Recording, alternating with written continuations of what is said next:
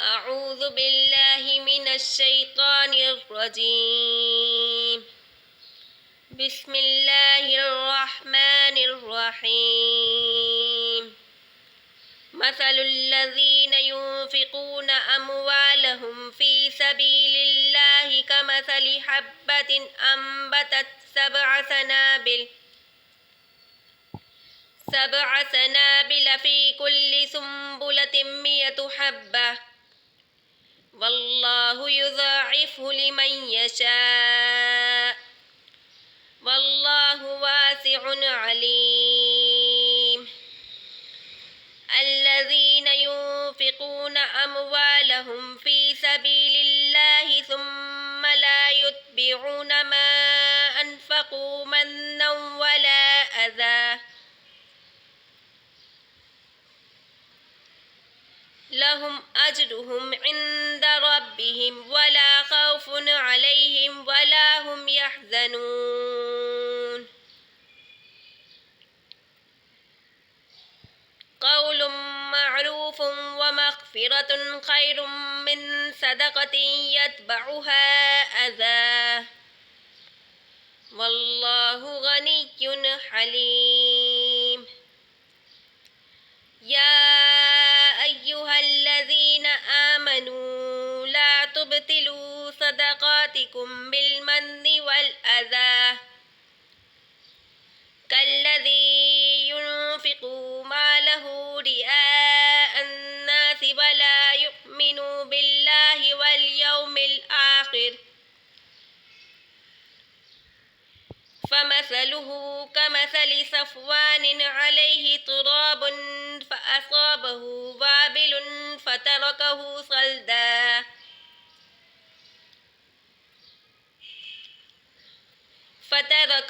صلدا لا يقدرون على شيء مما كسبوا والله لا يهدي القوم الكافرين.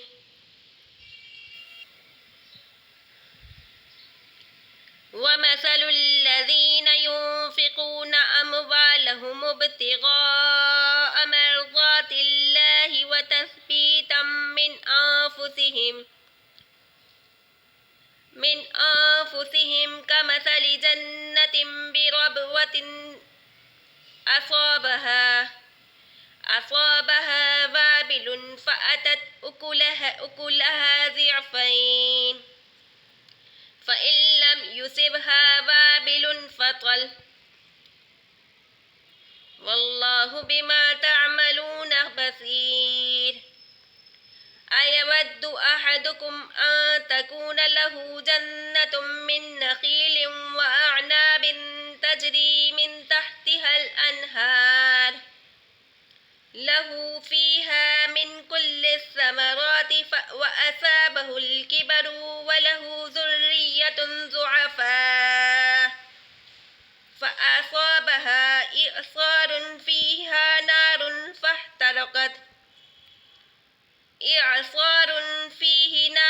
فاحترقت كذلك يبين الله لكم الآيات لعلكم تتفکرون.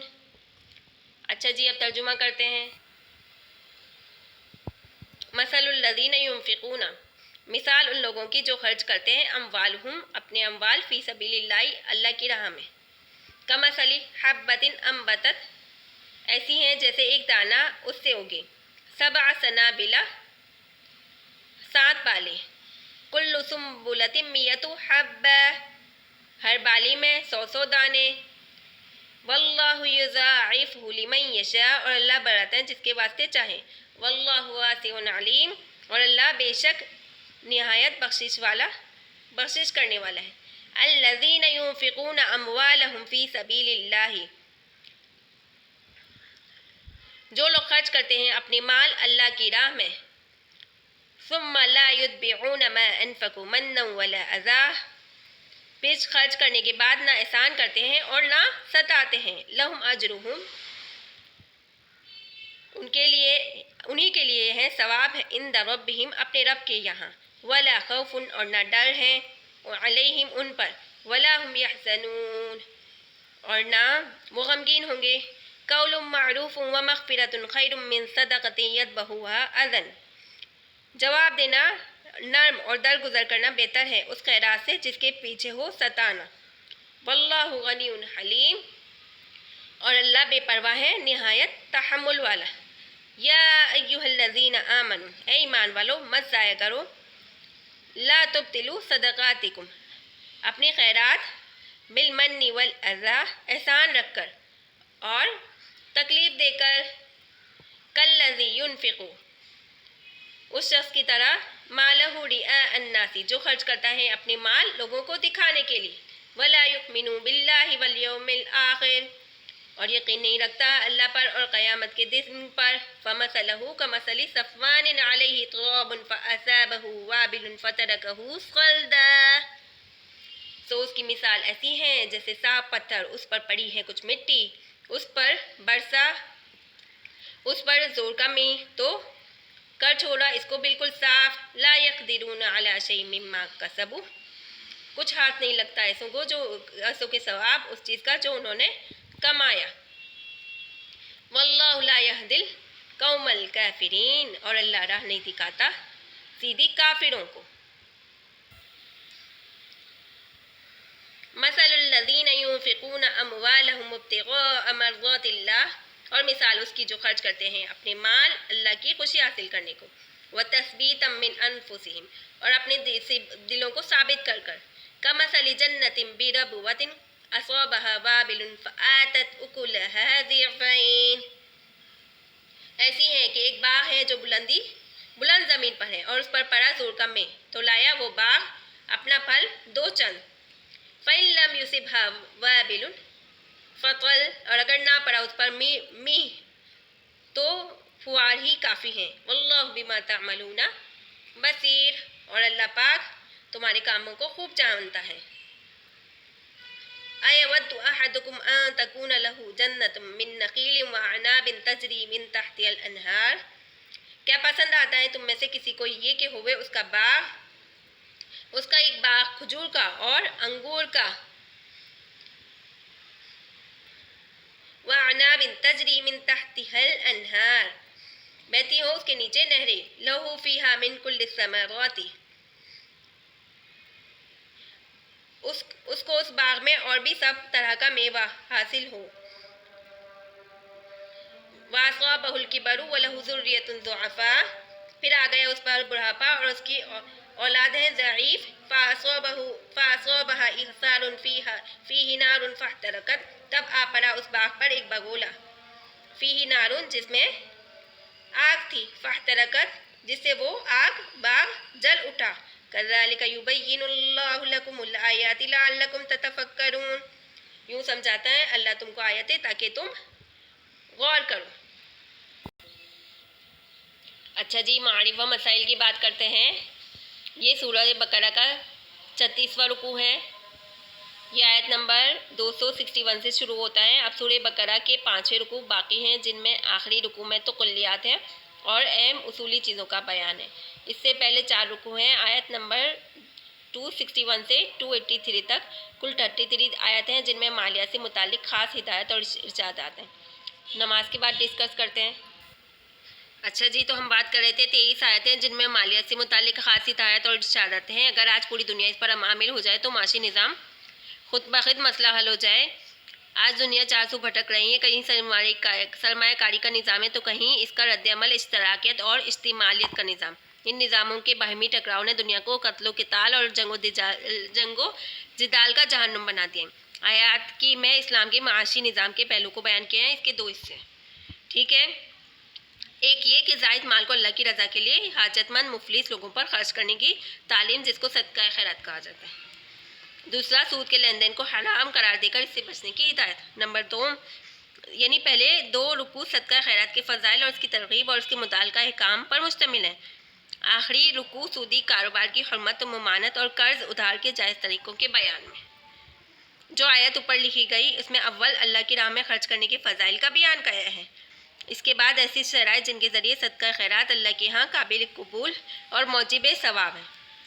تیسری چیز، ایسی چیزوں کا بیان جو انسان کے صدقہ خیرات کو برباد کر کے نیکی برباد کر کے گناہ لازم کرنے کا مستحق بنا دیتی ہے۔ یعنی اگر ہم صدقہ کر رہے ہیں تو ہم کس نیت سے کر رہے ہیں، ہمیں نیت کیا کرنی چاہیے، کس انداز میں خرچ کرنا چاہیے، یہ بیان کیا جائے گا۔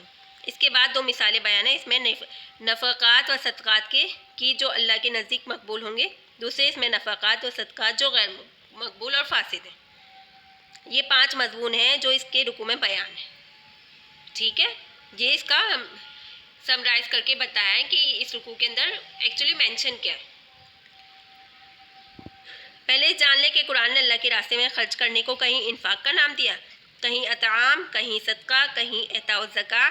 ان الفاظ قرآنی کے جگہ جگہ استعمال پر نظر کرنے سے معلوم ہوتا ہے کہ انفاق، طعام، صدقہ عام ہیں جو ہر قسم کے صدقہ خیرات اور رضائی حصہ الہی کے لیے ہر قسم کے مال خرچ کرنے پر حاوی ہیں، خواہ فرض واجب ہو یا نفلی مستحب۔ زکوٰۃ فرض کے لیے قرآن نے ایک ممتاز لفظ ایتاء الزکاة کا لفظ استعمال کیا، اشارہ کیا کہ اس خاص صدقے کے لیے حاصل کرنے اور خرچ کرنے کی کچھ خصوصیات ہیں۔ اس رکوع میں اکثر انفاق اور کہیں صدقے سے تعبیر ہے، جس کا مفہوم یہ ہے کہ عام صدقات و مبررات کا بیان ہے۔ جو ایک عام ذکر ہیں وہ ہر قسم کے صدقات اور اللہ کی راہ میں خرچ کرنے کی کو شامل اور حاوی ہیں۔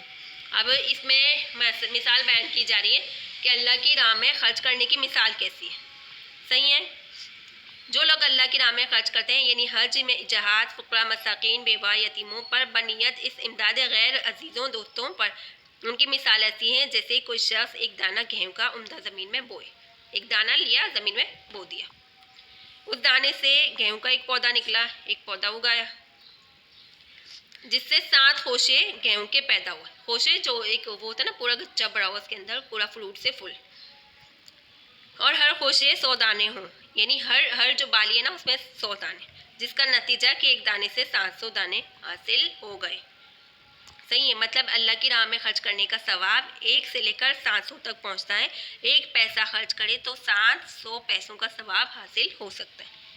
معتبر حدیث میں ہے ایک نیکی کا ثواب اس کا 10 گنا ملتا ہے اور 700 گنے تک پہنچ جاتا ہے۔ حضرت عبداللہ بن عباس رضی اللہ تعالیٰ عنہ نے فرمایا کہ جہاد اور حج میں 1 درہم خرچ کرنے کا ثواب 700 درہم کے برابر ہے۔ یہ روایت ابن کثیر نے بحوالہ مستند احمد بیان کی، ٹھیک ہے۔ اب شرائط کی بات کرتے ہیں کہ صدقات، قبولیت صدقات کی مثبت شرائط کے۔ قرآن نے مضمون کو بجائے مختصر اور صاف لفظوں میں بیان کرنے کے دانہ گندم کی مثال بیان فرمائی۔ اس بات کی طرف اشارہ ہے کہ کاشتکار ایک گندم کا دانہ زمین میں اس وقت لگاتا ہے جب زمین عمدہ ہو تاکہ دانہ خراب نہ ہو۔ کاشتکار کاشتکاری کے فن سے پورے واقف ہوتا ہے، جس زمین میں ڈالے وہ بھی عمدہ ہو، کیونکہ اس میں اگر ایک چیز بھی گم ہوئی تو دانہ ضائع ہو جائے گا، ایک دانہ بھی نہ نکلے گا اگر ایسا برابر نہ ہوگا کہ ایک دانے سے 700 دانے بن جائے، ٹھیک ہے۔ انفاق فی سبیل اللہ کی قبولیت اور زیادتی اجر کے لیے بھی 3 شرطیں، جو اللہ کی راہ میں خرچ کرے وہ پاک اور حلال ماحول ہو، کیونکہ حدیث میں اللہ تعالیٰ پاک اور حلال کے سوا کسی اور چیز کو قبول نہیں فرماتے۔ دوسری، خرچ کرنے والا نیک صالح ہو، بدنیتی یا نام و نمود کے لیے خرچ کرنے والا اس ناواقف کاشتکار کی طرح ہے جو دانے کو کسی ایسی جگہ ڈالے کہ وہ ضائع ہو جائے۔ تیسری بات، جو اس پر خرچ کرے وہ بھی صدقے کا مستحق ہو، کسی نائل کو اوپر خرچ کر کے ضائع نہ کرے۔ اس مثال سے اللہ کی راہ میں خرچ کرنے کی فضیلت معلوم ہوئی۔ ساتھ ہی 3 شرطیں کہ مال حلال خرچ کریں، خرچ کا طریقہ سنت کے مطابق، اور مستحقین کو تلاش کر کے ان پر کرے، محض جیب سے نکال کر ڈالنے دینے سے یہ فضیلت حاصل نہیں ہوتی۔ دوسری آیت میں صدقہ کرنے کے صحیح اور مسنون طریقے بیان فرمائے، جو اللہ کی راہ میں خرچ کرتے ہیں، پھر خرچ کرنے کے بعد نہ احسان جتلاتے ہیں، نہ جن کو دیا ان پر ایذا پہنچاتے ہیں، اس کا ثواب اپنے رب کے پاس محفوظ ہے، نہ آئندہ ان کے لیے خطرہ ہے، اور نہ گزشتہ ان پر کوئی رنج و غم۔ یہ نہیں کہ وہ اس پر بیچارے پر اتنا احسان جتلائے کہ وہ شرمندہ ہو جائے۔ تو حدیث میں ہے کہ ایسے صدقہ دیں کہ اوپر کے والے ہاتھ سے دیں تو نیچے والے ہاتھ پر پتہ نہ چلے اور اس پر احسان نہ جتلائے۔ قبولیت صدقہ کے منفی شرائط کیا ہے؟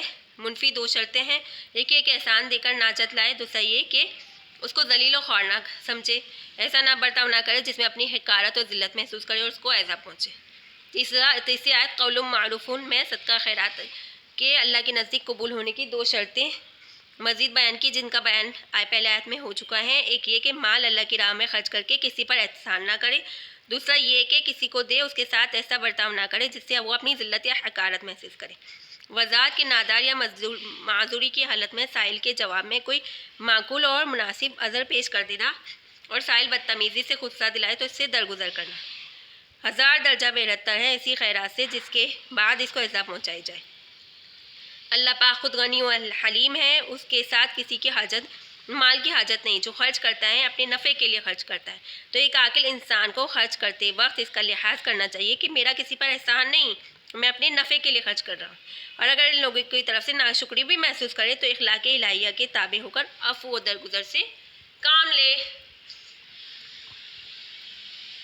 چوتھی آیت میں اس مضمون کے دوسرے عنوان اور تاکید کے ساتھ اس طرح ارشاد ہے کہ اپنے صدقات کو برباد نہ کرو، زبان سے احسان جتلا کر یا برتاؤ سے ایذا پہنچا کر۔ واضح ہوا کہ صدقہ خیرات کے بعد احسان مستحقین جتلانے یا مستحقین کو ایذا پہنچانے کی صورت ہو جائے وہ صدقہ کالدم ہے، اس پر کوئی ثواب نہیں۔ اس آیت میں صدقے کے قبول ہونے کی ایک اور شرط کا بیان فرمایا کہ جو شخص لوگوں کے دکھاوے نام نمود کے لیے خرچ کرتا ہے، اللہ تعالیٰ قیامت پر ایمان نہیں رکھتا۔ اس کی مثال کسی صاف پتھر پر کچھ مٹی جم جائے اور اس پر کوئی دانہ بوئے، پھر اس پر زور کی بارش پڑ جائے تو وہ اس کو بالکل صاف کر دے گا۔ ایسے لوگوں کو اپنی کمائی ذرا بھی کام نہ لگے گی، اللہ تعالیٰ کافر لوگوں کو راستہ نہیں دکھائیں گے۔ اس سے قبولیت صدقہ و خیرات کی شرط معلوم ہوئی کہ خالص اللہ کی رضا جوئی، ثواب آخرت کی نیت سے خرچ کرے، دکھاوے نام و نمود کی نیت نہ ہو۔ نام و نمود کی نیت سے خرچ کرنا ہے، اپنے مال کو برباد کرنا ہے، اور آخرت میں پر ایمان رکھنے والا مومن بھی اگر کوئی خیرات محض نام و نمود اور ریا کے لیے خرچ کرتا ہے کہ اپنے آپ کو برتری ظاہر کرنے کے لیے یا سیلفیز اور فوٹوز بنوانے کے لیے، میڈیا پر ڈالنے کے لیے، تو وہ اپنے مال کو برباد کرتا ہے۔ آخرت پر ایمان رکھنے والا مومن کوئی خیرات محض نام و نمود اور ریا کے لیے خرچ کرتا ہے تو اس کا بھی یہی حال ہے کہ اس کا ثواب نہیں ملتا۔ پھر اس جگہ لا یؤمن باللہ کے اضافے سے اس طرف اشارہ ہے کہ ریاکاری اور نام و نمود کے لیے کام کرنا اس شخص سے متصور ہی نہیں جو اللہ اور روز آخرت پر ایمان رکھتا ہے۔ ریاکاری اس کے ایمان میں خلل کی علامت ہے۔ ٹھیک ہے، آیت کے آخر میں یہ ارشاد ہے اللہ تعالیٰ کافر لوگوں کو راستہ نہ دکھائیں گے، واللہ لا یہدی القوم الکافرین۔ اس کا مطلب ہے کہ اللہ تعالیٰ کی بھیجی ہوئی ہدایت اور آیات جو سب انسانوں کے لیے عام ہے، کافر جو ان ہدایت پر نظر نہیں کرتے، تمسخر اور استہزاء کرتے ہیں، اس کے نتیجے میں اللہ تعالیٰ ان کو توفیق سے محروم کر دیں گے۔ اثر یہ کہ وہ ہدایت کو قبول نہیں کرتے۔ 5ویں آیت،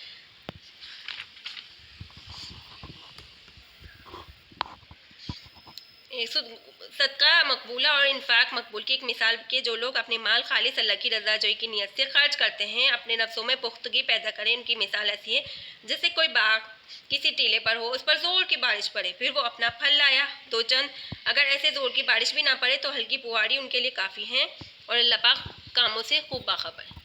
یعنی ہلکی سی بارش بھی اچھی زمین پر پڑ جائے تو پھر بھی فوار ہو جاتے ہیں۔ اس میں اخلاص نیت اور رعایت شرائط مذکور کے ساتھ اللہ کی راہ میں خرچ کرنے کی فضیلت اس مثال سے واضح ہے کہ نیک نیتی اور اخلاص کے ساتھ تھوڑا سا مارچ بھی خرچ کیا جائے تو وہ کافی اور معجز ثمرات آخرت ہیں۔ 6 آیت میں صدقہ خیرات شرائط مذکورہ میں خلاف ورزی کرنے پر صدقے کے باطل و مردود ہونے کا بیان ہے۔ ایک مثال میں اس طرح واضح ہے، کیا تم میں سے کوئی یہ بات پسند کرے کہ اس کا ایک باغ ہو کھجور اور انگور کا، اس کے نیچے نہریں بہتی ہوں، اس شخص کے باغ میں ہر قسم کے میوے ہوں، اس شخص کا بڑھاپا آ گیا، اس کے اہل و عیال بھی ہوں جس میں قوت نہیں، اس حالات میں باغ پر آگ بگولے آوے جس میں آگ ہو، پھر وہ باغ جل جائے۔ اللہ تعالیٰ اسی طرح نظائر بیان کرتے ہیں تمہارے لیے تاکہ تم غور و فکر کرو۔ مطلب کہ خلاف شرائط صدقہ کرنے کی مثال ایسی ہے کہ بظاہر وہ صدقہ کر کے آخرت کے لیے ذخائر جمع کر رہے ہیں، لیکن اللہ کے وہاں یہ ذخیرہ کچھ کام نہیں آتا۔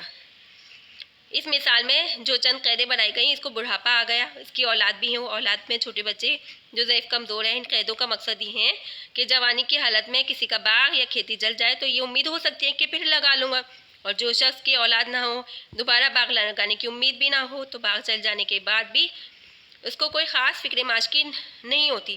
اکیلا آدمی جس طرح تنگی تراشی سے گزار کر سکتا ہے، اور اگر اولاد بھی ہو مگر جوان صالح ہو جس سے توقع کی جائے کہ وہ باپ کا ہاتھ بٹائیں اور مدد کریں، ایسی صورت میں انسان کو باغ کے جل جانے یا الٹ جانے پر کچھ صدمہ نہیں ہوتا، کیونکہ اولاد کی فکر سے فارغ ہیں، بلکہ اولاد اس کا بوجھ اٹھا سکتی ہے۔ غرض یہ تینوں قیدیں شدت احتجاج کو بیان کر رہی ہیں۔ ایسا شخص جس نے اپنا مال محنت خرچ کر کے باغ لگایا، تیار ہو کر پھل دینے لگا، اس حالت میں بڑھاپا اور کمزوری بھی آ گئے۔ یہ شخص عیال بھی ہے، عیال میں چھوٹے اور کمزور بچے، ان حالات میں آگ لگایا ہوا باغ جل جائے تو شدید صدمہ اور بےحد تکلیف ہوگی۔ اس شخص نے ریاکاری سے صدقہ خیرات کیا، گویا اس نے باغ لگایا، پھر موت کے بعد اس حالت میں بوڑھے جیسی ہوگی جو کمانے اور دوبارہ باغ لگانے کی قدرت نہیں رکھتا، کیونکہ موت کے بعد انسان کا کوئی عمل نہیں رہا۔ جس طرح عیالدار بوڑھا اس کا محتاج ہوتا ہے کہ پچھلی کمائی محفوظ ہو کہ تاکہ ضعیفی میں کام آئے، اگر اس حالت میں اس کا باغ اور مال جل جائے اس کے دکھ اور درد کی انتہا نہ رہے گی۔ اسی طرح صدقہ خیرات جو ریا اور نمود کے لیے گیا ہوگا ایسے وقت ہاتھ سے جاتا رہے گا جیسے جبکہ وہ اس کا حاجت مند ہوگا، یعنی نیڈ کے وقت وہ مال کام نہیں آئے گا جو کہ آخرت ہے۔ پوری آیت کا خلاصہ یہ کہ صدقہ خیرات کے اللہ کے ہاں مقبول ہونے کی ایک شرط اخلاص ہے، خالص اللہ کی رضا کے لیے خرچ کیا جائے، نام و نمود اس میں داخل نہ ہو۔ پورے رکوع کے تمام آیت پر نظر ڈالیں تو اسے انفاق فی سبیل اللہ، صدقہ خیرات کے اللہ کے نزدیک ہونے کی 6 شرائط معلوم ہوئی۔ اول، اخلاص، مال کا حلال ہونا جو اللہ کی راہ میں خرچ کیا جائے۔ دوسرا، طریقے سنت کے مطابق خرچ کرنا۔ تیسرے، صحیح مصرف میں خرچ کرنا۔ چوتھا، خیرات دے کر احسان نہ جتلائیں۔ پانچواں، ایسا کوئی معاملہ نہ کرنا جس سے لوگوں کی تحقیر ہو جن کو یہ مال دیا گیا ہو۔ چھٹا، جو خرچ کیا جائے اخلاص نیت کے ساتھ خالص اللہ کی رضا جوئی کے لیے ہو، نام نمود کے لیے نہ ہو۔ دوسری شرط یعنی طریقے سنت کے مطابق خرچ کرنا، مطلب کہ اللہ کی راہ میں خرچ کرتے وقت اس کا لحاظ رکھتے کہ حقدار کی حق تلفی نہ ہو۔ اپنے عیال کے ضروری اخراجات بغیر اس کی رضامندی کے بند یا کم کر کے صدقہ خیرات کرنا کوئی امر ثواب نہیں ہے۔ حاجت مندوں وارثوں کو محروم کر کے سارا مال صدقہ خیرات کر دینا یا وقف کر دینا تعلیم سنت کے خلاف ہے۔ پھر اللہ کی راہ میں خرچ کرنے کی 1000 صورتیں ہیں۔ طریقے سنت یہ ہے کہ مصرف کی اہمیت اور ضرورت کی شدت کا لحاظ رکھ کے مصرف کا انتخاب کیا جائے۔ عام طور پر خرچ کرنے والے اس کی رعایت نہیں کرتے۔ تیسری شرط کا حاصل یہ ہے کہ ثواب ہونے کے لیے صرف اتنی بات کافی نہیں ہے کہ اپنے خیال میں کسی کام کو نیک سمجھ کر نیک نیتی سے اس پر صرف کریں، بلکہ یہ بھی ضروری ہے کہ وہ مصرف شریعت کی روح سے جائز اور مستحسن بھی ہو۔